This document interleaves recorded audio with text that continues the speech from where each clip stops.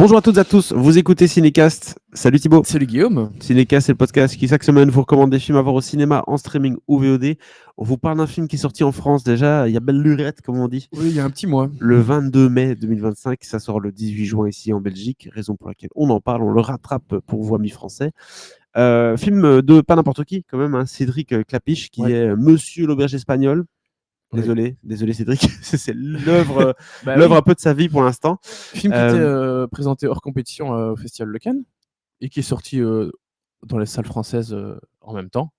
Hein, ils ont profité de l'exposition du festival pour sortir le film. Donc quand même, film où tu t'attends à un certain niveau. Oui, parce que même si c'est pour projeté au Festival de Cannes hors compétition, en général, on prend quand même des trucs qui fonctionnent Qui ont bien. au moins une certaine allure, quoi. Voilà, Le Comte de Monte Cristo, il y a l'année passée, Le Grand Bain Ouais. avant, enfin, des films qui quand même ont une certaine poigne, on va dire. Ouais. Mais bon, voilà, proposition de Cédric Clapiche, c'est toujours intéressant de voir ça. Et de quoi ça parle? Ça parle aujourd'hui, en 2025, une trentaine de personnes issues d'une même famille apprennent qu'ils vont recevoir en héritage une maison abandonnée depuis des années. Et 4 d'entre eux, Seb, Abdel, Céline et Guy, sont chargés de faire un état des lieux. Et ils vont, ses cousins lointains, retrouver des trésors cachés dans la vieille maison, et ils vont retrouver les traces d'une mystérieuse Adèle qui a quitté la Normandie à 20 ans pour se retrouver dans le Paris de 1895. Et je propose qu'on s'arrête là et qu'on regarde tout de suite un extrait de la bande-annonce. Vous êtes tous les descendants d'une femme née en 1873, Adèle Meunier, née Vermillard. Je sais pas, on est quand même une famille qu'on se connaît même pas, c'est bizarre, non? La maison est restée fermée depuis 1944. Elles ont vraiment un mystère, ces photos. On se demande c'était quoi leur vie. Voilà, vous l'avez compris à cette bande-annonce, il est question de retour sur le passé, et littéralement retour sur le passé. On n'a pas vu d'image dans la bande-annonce, mais on va retourner dans le Paris du 19e siècle. Donc, Tout à fait. Oui, proposition, j'ai envie de dire, déjà de base, quand je vois ça, je me dis, c'est du Clapiche, hein, clairement dans le texte, voilà, les frères et sœurs qui vont se retrouver, qui vont se partager des cousins. Ok, on a déjà vu ça avec les Vignes, hein, tu te rappelles le film sur les Vignes. avec Pio Marmaille. Là, voilà, c'est une thématique qu'il aime bien, évidemment. Ce côté colo aussi. Il aime bien les relations humaines et avoir pas mal de personnages. Ouais. Oui, il aime bien le côté colo aussi. Oui, exactement. C'est s'écarter avec des gens, voilà, il adore. Ouais. Et là, par contre, bah oui, à un moment donné, ça tombe dans un film de costume, puisqu'on va aller dans le Paris de 1900 avec la Tour Eiffel toute rouge et tout. Donc, des choses qui sont intéressantes et même audacieuses dans le cinéma de Clapiche. Oui, parce qu'on a donc ces deux temporalités. On a ces 4 cousins qui vont ouvrir. En fait, ils vont devoir ouvrir la maison pour voir s'ils la vendent, parce qu'il y a un projet, un promoteur immobilier qui veut construire quelque chose là. Enfin voilà. Et donc la famille doit se décider à qu'est-ce qu'on fait de cette baraque. Sauf qu'on ne parle pas juste d'une grand-mère et ses 4 enfants. Enfin, les 4 enfants qui doivent décider. Non, c'est une dame, et en fait c'est tous ses descendants. Mais ils se connaissent pas, et donc ils ont dû être rassemblés par une institution. Voilà. Et donc il y a 4 représentants des je sais pas combien de cousins qui vont aller dans cette maison, l'ouvrir et un peu dépoussiérer les trucs, voir qu'est-ce qu'il y a. Des vieilles photos, des vieux tableaux, ceci, cela. Qu'est-ce que ça vaut? Qu'est-ce qu'on en fait? Voilà. Dans l'absolu, tu sais, tous ces cousins qui se connaissent pas forcément, tu te dis, bah oui, ils vont s'accorder, ils vont la vendre, voilà. Hein. Après tout, il n'y a personne qui a vraiment d'attache à cette personne, sauf que et à ce bâtiment. Mais évidemment, il n'y a jamais personne qui a le même avis. Hein. Voilà. Donc voilà. Et en parallèle, on va donc découvrir vraiment la vie de l'aïeul qui va aller à Paris retrouver sa mère, parce qu'elle vivait sans sa mère pendant longtemps. Enfin, elle a quasiment pas connu sa mère. Et donc, on va découvrir un peu ses péripéties dans Paris, comment est-ce qu'elle retrouve sa mère, les gens qu'elle va rencontrer, etc., etc. Et en même temps, donc, tu vois aussi comment les cousins à notre époque vont découvrir cette maison, et aussi leurs petites histoires respectives, hein, que ce soit des liens familiaux, des liens amoureux, etc. Donc, il y a pas mal de choses qui se passent dans le film. Oui, en plus, comme tu as dit, il y a 2 temporalités, il y a 2 histoires parallèles. Donc, et puis, bon, c'est pas évident à mettre en scène déjà les transitions entre les deux, de passer de l'un à l'autre, et il faut que ça reste avec un rythme. Donc, c'est pas un Ouais. exercice facile hein, dans Non, lequel il a non, été. mais il y a des liens des transitions qui sont pas mal, où bah, les cousins découvrent quelque chose dans la maison, que ce soit un tableau ou une photo ou quelque chose, tu vois. Et puis tu vois un peu l'histoire de comment est-ce que ça a été fait. Donc ça, c'est assez sympa. De manière générale, je trouve ça assez intéressant de parler des origines, de la généalogie, de comment ça se fait qu'une grande famille comme ça, ils se connaissent pas, qu'ils apprennent à se connaître. Et puis, tu vois, quelles sont les différentes branches.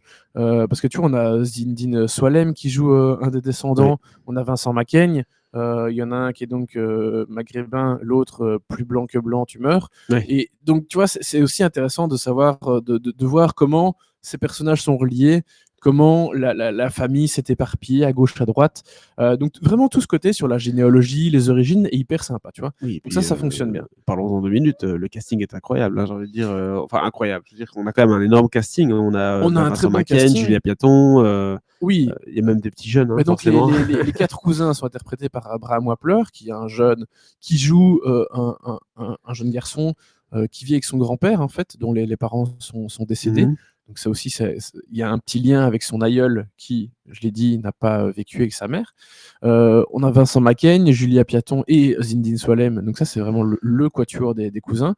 Et puis, dans les rôles de 1895, on a Suzanne Lindon dans le rôle d'Adèle, qui est donc l'aïeul. Ouais. Paul Kircher, Vassili Schneider, Sarah Giraudot, qui incarne la mère, Odette. Cécile de France, François Berléand. Cécile de France joue une personne qui travaille dans un musée, donc là c'est plutôt à notre époque. Mhm. Enfin voilà, on a effectivement aussi François Berléand qui incarne une personnalité plutôt connue, mais c'est vraiment un petit caméo, hein, c'est assez court. Olivier Gourmet. Oui, Raika Zanavicius, qui est la nièce de Michel. Bref, on a un très beau casting, ça c'est clair. Dans les choses qui sont plutôt bien aussi, je trouve que c'est assez chouette de jouer avec les personnages, les figures historiques, et de leur inventer une vie. Parce qu'il y a un peintre hyper célèbre qui, en vrai, n'a pas eu de descendants, etc. Et ici, lui invente un peu une vie. Et ça fonctionne très bien avec... Enfin voilà, entre les différents passages, que ce soit le présent, le passé, tout ce qu'ils en font autour, tout ce qui découle de ça est assez chouette, ça fonctionne bien. Donc ça, c'est bien. Et j'ai dit le casting plutôt. Malheureusement, pour moi, le problème, c'est que les allers-retours entre le passé et le présent sont un peu lourds, même si, je l'ai dit, il y a des bonnes transitions, etc. Pas toujours. Voilà.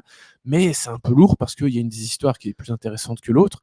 En fait, au final, dans le présent, je trouve qu'on s'attache un peu plus aux personnages qu'à ceux du passé, bizarrement.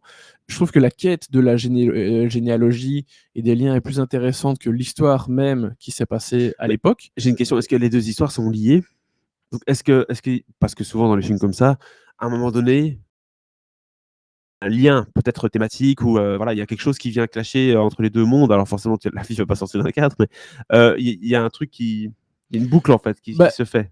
Un petit peu dans le sens où, je l'ai dit, le but est de savoir s'ils veulent vendre cette maison ou pas. Mais pour que des personnages veuillent la garder éventuellement, il faut qu'il y ait quand même quelque chose d'assez remarquable à trouver dans la maison, tu vois. Et donc, oui, il y a un objet qui fait que... enfin, un objet d'intérêt. Le Yukon-kun. et donc, l'idée est de voir comment ça s'est passé. Et c'est notamment lié à cette figure historique dont je parlais, dont un pan de vie a été inventé. Donc oui, il y a, mais malgré tout, je trouve que cette histoire dans le passé, elle n'est pas si intéressante. Donc, une des histoires est plus intéressante que l'autre, tu l'as dit. Ouais. Et surtout, j'ai l'impression aussi dans ce genre de film-là, surtout avec Clapiche, c'est que ça m'a l'air très... beaucoup de dialogue, beaucoup d'écriture, c'est presque un roman, quoi. En fait. C'est un peu trop écrit, malheureusement, je trouve. Et aussi, je trouve que dans le passé, ça n'aide pas. Enfin, c'est on le disait en off avant de faire la critique. C'est le film du fleuve, quoi. Non, mais c'est les costumes puis du fou, quoi. C'est très propre, très neuf. Et donc moi, j'ai du mal à vraiment croire à c'est pas 1900, cette époque du quoi, passé, quoi. Ouais. Je rentre pas vraiment dedans. Les garçons ont l'air trop propres, trop beaux, des dents toutes blanches, etc. Et les filles ont l'air de sortir d'un magazine de... Je pense que les gens avaient un peu les dents blanches aussi pour les plus hautes classes sociales, Oui, tu vois, mais il y a un peu de mais tout. c'est juste que, oui, même s'il y a des gens de classe sociale plus haute, il y a aussi plein de gens de classe sociale basse et je sais pas, j'ai du mal à Ouais, il y croire a à un tout côté ça. artifice, quoi, Ouais, évidemment. il y a un côté trop carton-pâte. J'exagère un petit peu, mais Mais ça, voilà, c'est un peu le ressenti. dû aussi aux caméras d'aujourd'hui, et cetera, hein. Je veux dire, quand Bien tu regardes des sûr. films des années 80-90, même quand c'est des trucs, je sais pas, Le Dernier des Mohicans, des trucs comme ça, peut-être tu pas l'impression que c'est réel parce qu'il y a Ouais. ce côté un peu filtre. Là, aujourd'hui, c'est tellement tout est crispy, donc du coup, tu vois vraiment beaucoup plus le maquillage, beaucoup plus Non, l'artifice, c'est en fait. sûr, Et ça, c'est sûr. c'est problématique. Ouais. Voilà. Donc voilà, je suis un peu Il y a un côté reconstitution téléfilm dans l'ancien temps, c'est ça? ouais, c'est ça. Je suis un peu déçu par cette Le documentaire sur reconstitution. Sissi en 2 parties sur Arte, c'est ça que tu veux dire? Mais le film d'ensemble n'est pas inintéressant. Mais malheureusement, ça m'a pas emballé. J'y ai pas vu la grande fresque historique que je pense certains doivent y voir et qu'on peut y voir. Mais voilà, moi, ça m'a pas plus plu que ça, malheureusement. En tout cas, film très audacieux de la part de Clapiche qui même s'il Oui. réutilise des ingrédients qu'il connaît bien, bah, il essaie quand même de faire des trucs un peu plus peut-être ambitieux et plus vastes, avec une espèce de fresque et tout. Mais Donc, quelque part, oui, effectivement, plus ambitieux et c'est bien de voir des projets un peu plus originaux, vraiment singuliers comme celui-ci. Voilà, c'est juste que je trouve que j'y vois pas la grandeur qu'on peut y voir, tu vois. et c'est malheureux, évidemment. Donc, tu donnes combien de notes à ce film? Je donne Combien quand même d'étoiles? 2, hein, parce que c'est loin d'être D'accord. un mauvais film. Donc voilà, 2 étoiles, c'est pas mal. Bah, n'hésitez pas, hein, amis français qui avaient déjà vu le film, puisqu'il est sorti il y a plus d'un mois chez vous, à me dire ce que vous avez pensé de la venue de l'avenir. Et abonnez-vous au podcast sur la plateforme de votre choix, que ce soit YouTube, Spotify, Apple Podcasts, Deezer. On est partout. À très très bientôt pour de nouvelles critiques et un été chargé. Ciao, ciao.